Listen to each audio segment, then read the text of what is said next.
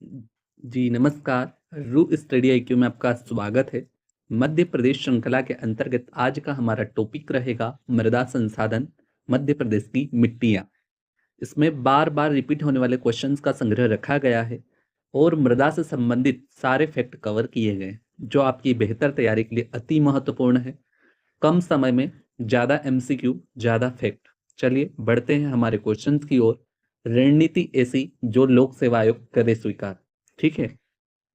First question, भारतीय मृदा विज्ञान संस्थान कहाँ है? Option A Ludhiana, option B Hisar, option C नई दिल्ली, ऑप्शन डी भोपाल।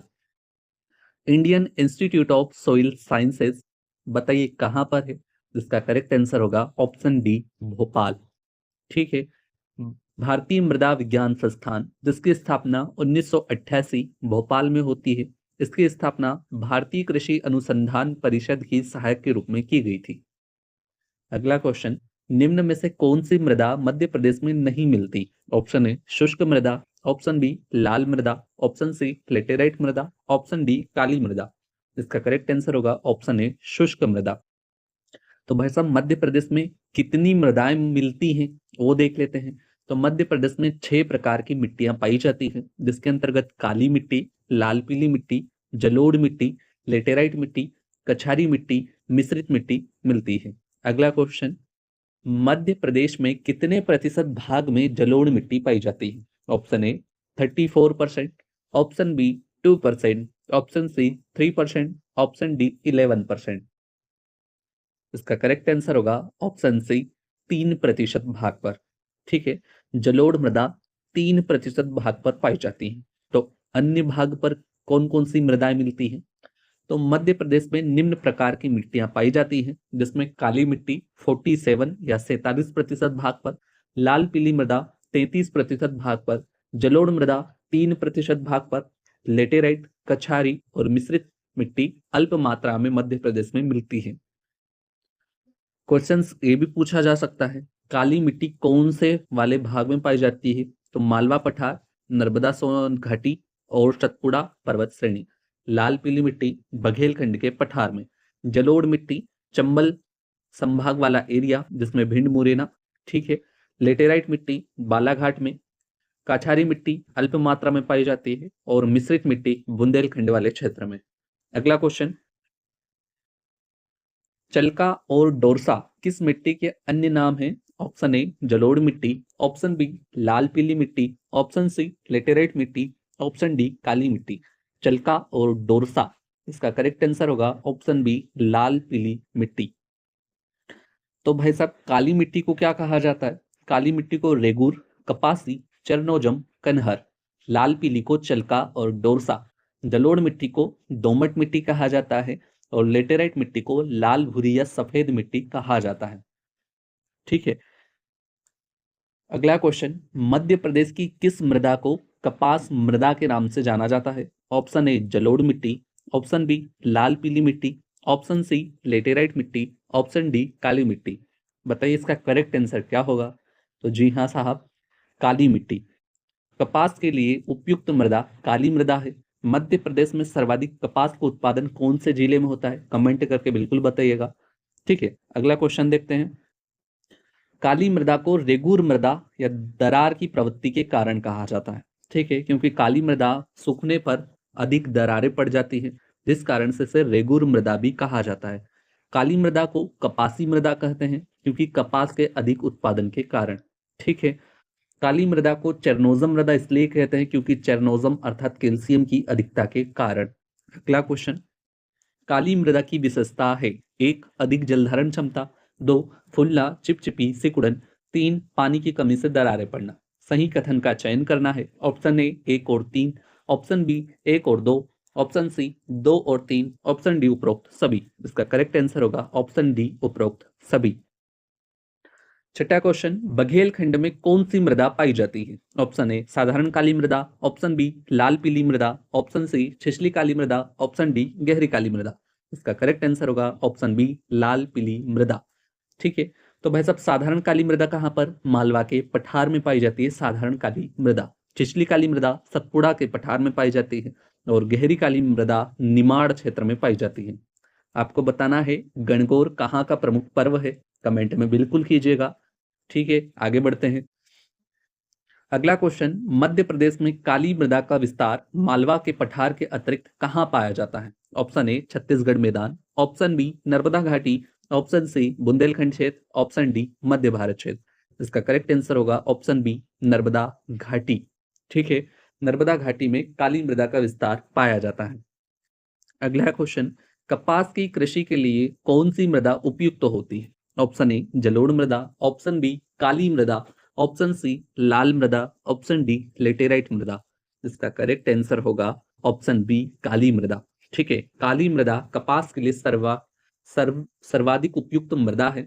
आपसे पहले क्वेश्चन पूछा गया था कि मध्य प्रदेश में सर्वाधिक कपास उत्पादक जिला कौन सा है? उसका करेक्ट आंसर होगा खरगोन। ठीक है, अगला क्वेश्चन देखने से पहले, जलोढ़ मृदा गेहूं और गन्ने के लिए सर्वाधिक उपयुक्त है, कपास मूंगफली के लिए काली मृदा, चावल के लिए लाल पीली मृदा और मक्का कॉफी के लिए लेटेराइट मृदा।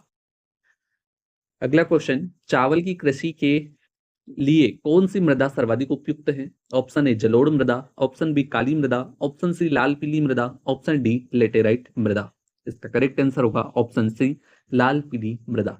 लाल पीली मृदा कहाँ पाई जाती है? तो बघेलखंड क्षेत्र में पाई जाती है और बघेलखंड क्षेत्र में चावल की सर्वाधिक कृषि होती है।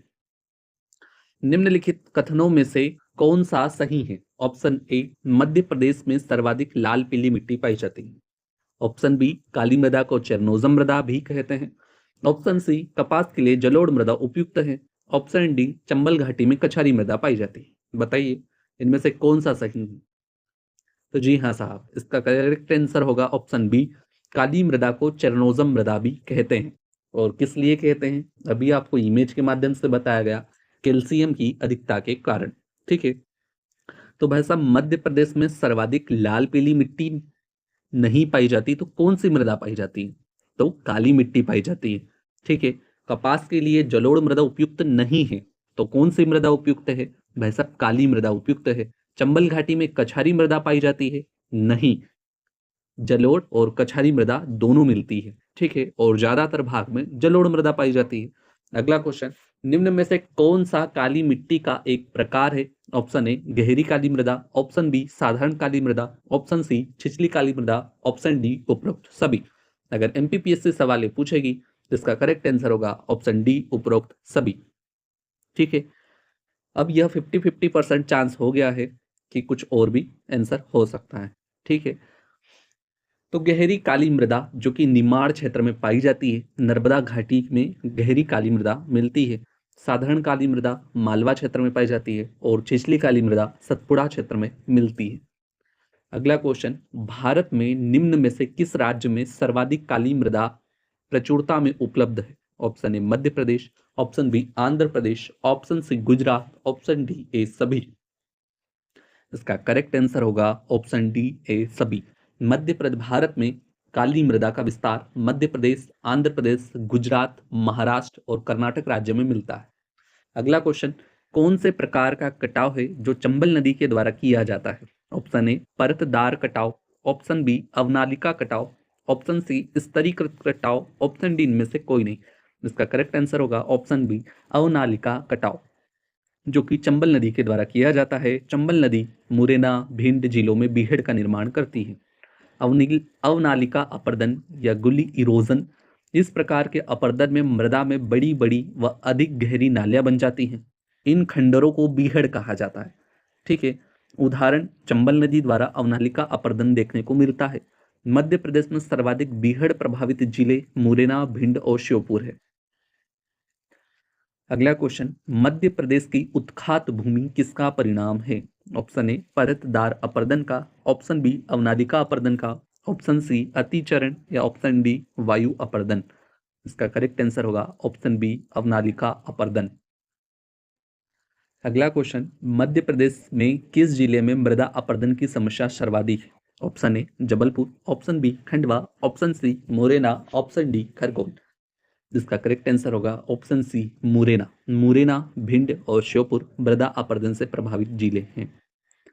ठीक है, अगला क्वेश्चन, अम्लीय मृदा का पीएच मान कितना होता है? ऑप्शन ए 7 से कम, ऑप्शन बी 7 से अधिक, ऑप्शन सी इनमें से कोई नहीं, ऑप्शन डी अपरिवर्तित रहता है। बताइए अम्लीय मृदा का पीएच मान कितना होता है?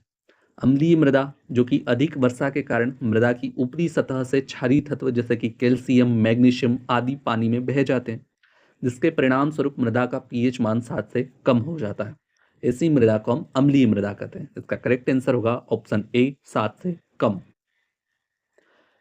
अगर मिट्टी अम्लीय है तो सुधार के लिए किसका प्रयोग लाभदायक होगा? ऑप्शन ए चूने का प्रयोग, ऑप्शन बी जिप्सम का प्रयोग, ऑप्शन सी कीटनाशक का प्रयोग, ऑप्शन डी इनमें से कोई नहीं। जी हाँ, इसका करेक्ट आंसर होगा ऑप्शन ए चूने का प्रयोग। अगर मिट्टी अम्लीय है तो चूने का प्रयोग किया जाता है। अगला क्वेश्चन, अगर मिट्टी क्षारीय है तो सुधार के लिए किसका प्रयोग लाभदायक होगा? ऑप्शन ए चूने का, ऑप्शन बी जिप्सम का, ऑप्शन सी कीटनाशक का, ऑप्शन डी इनमें से कोई नहीं। जी हाँ, इसका करेक्ट आंसर होगा ऑप्शन बी जिप्सम का प्रयोग। तो चूने का प्रयोग किसमें? अम्लीयता को दूर करने में। अगला क्वेश्चन, क्षारीय मृदा किस क्षेत्रों में पाई जाती है? बताइए, अधिक वर्षा वाले क्षेत्रों में, कम वर्षा वाले क्षेत्रों में, सामान्य वर्षा वाले क्षेत्रों में, या ऑप्शन डी उपरोक्त सभी। इसका करेक्ट आंसर होगा ऑप्शन बी कम वर्षा वाले क्षेत्रों में। एमपीपीएससी ने इस बार उपरोक्त सभी नहीं दिया है। ठीक है, ध्यान से आंसर दे। अगला क्वेश्चन, मध्य प्रदेश में धान की खेती के लिए सबसे उपयुक्त लाल मृदा का विस्तार किस जिले में पाया जाता है? Option A Khargone, option B Balaghat, option C Dhar, option D Gwalior. इसका करेक्ट आंसर होगा ऑप्शन बी बालाघाट। बालाघाट में सर्वाधिक या सबसे उपयुक्त लाल मृदा का विस्तार पाया जाता है। ठीक है, बालाघाट का चिन्नौर चावल जिसे जीआई टैग भी दिया गया है। धान का कटोरा भी बालाघाट को ही कहा जाता है। काली मिट्टी के रंग के लिए जिम्मेदार है? Option A titaniferous magnetite, option B चूना, option C ferric oxide, option D gypsum. इसका करेक्ट आंसर होगा option A titaniferous magnetite. Titaniferous magnetite काली मिट्टी को रंग प्रदान करता है। फेरिस ऑक्साइड क्या करता है? लाल मिट्टी के लिए जिम्मेदार है।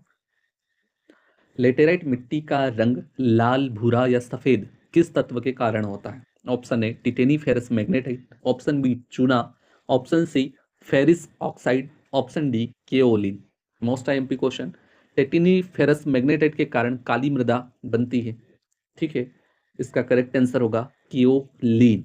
फेरिस ऑक्साइड से लाल मिट्टी के लिए जिम्मेदार है। लाल मिट्टी का निर्माण फेरिस ऑक्साइड के कारण होता है। काली मिट्टी टिटेनीफेरस मैग्नेटाइट। ये है हमारी लाल मृदा, लेटेराइट मृदा, जिससे ईंट पत्थर का भी निर्माण किया जाता है। किस मृदा का उपयोग मिट्टी के बर्तन या ईंट बनाने में किया जाता है? ऑप्शन ए जलोढ़ मिट्टी, ऑप्शन बी लाल पीली मिट्टी, ऑप्शन सी लेटेराइट मिट्टी, ऑप्शन डी काली मिट्टी। इसका करेक्ट आंसर होगा ऑप्शन सी लेटेराइट मिट्टी, जो आपको अभी इमेज के माध्यम से भी बताया गया। लेटेराइट मिट्टी जिसका उपयोग ईंट, पत्थर, बर्तन बनाने में किया जाता है। ठीक है, अगला क्वेश्चन, मध्य प्रदेश में कछारी मिट्टी का क्षेत्र है? Option A Satpura, option B Baghelkhand, option C Malwa, option D Chambal घाटी। इसका करेक्ट आंसर होगा ऑप्शन डी चंबल घाटी। चंबल घाटी कछारी मिट्टी का क्षेत्र है। इसके अलावा जलोढ़ मृदा का भी क्षेत्र है। भाई साहब, मालवा में किसी मृदा पाई जाती है? काली मृदा मिलती है। सतपुड़ा में भी काली मृदा का विस्तार है। बघेलखंड लाल पीली मृदा का विस्तार होता है। ठीक है, इसमें निमाड़ में गहरी काली मृदा मिलती है, मालवा में साधारण काली और सतपुड़ा में छिछली काली मृदा का विस्तार पाया जाता है।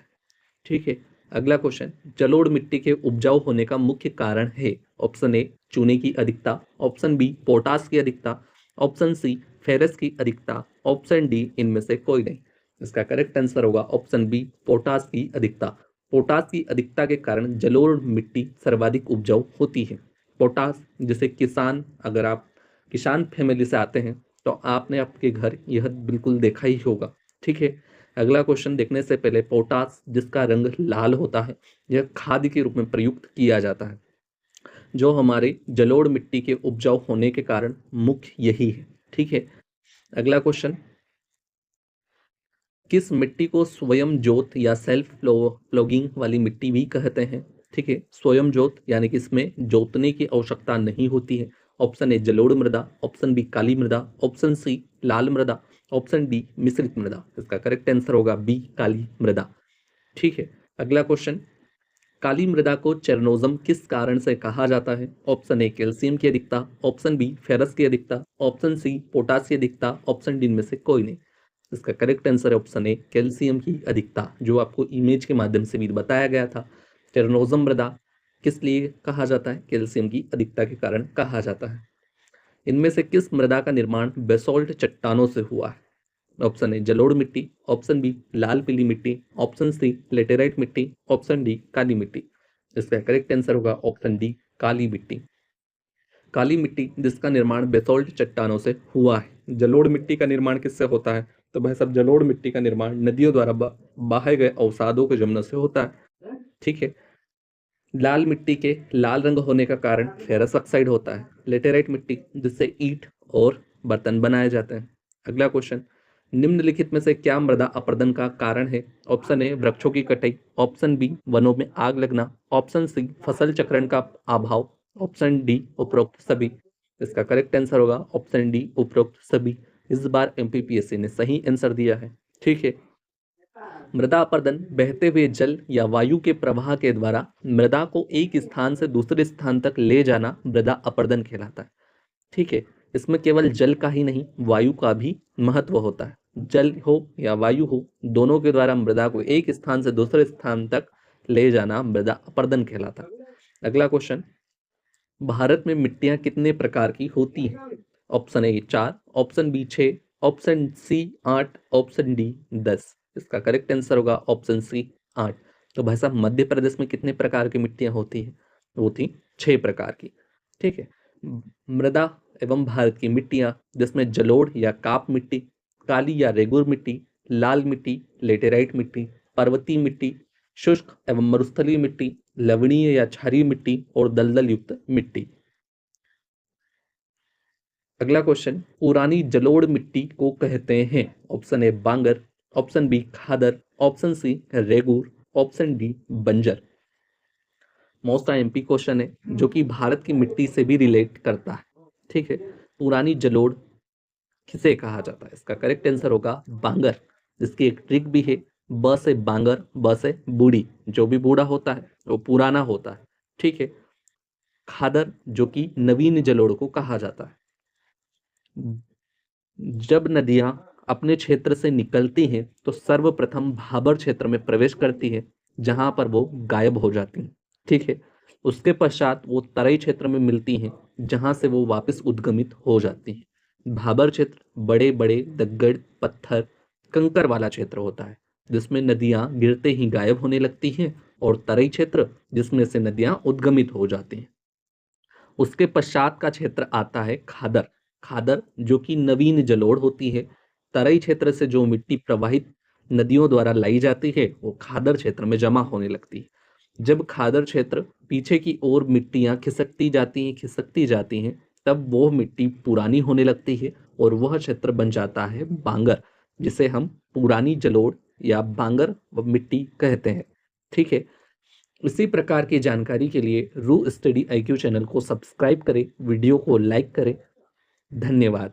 मिलते हैं अगले वीडियो में।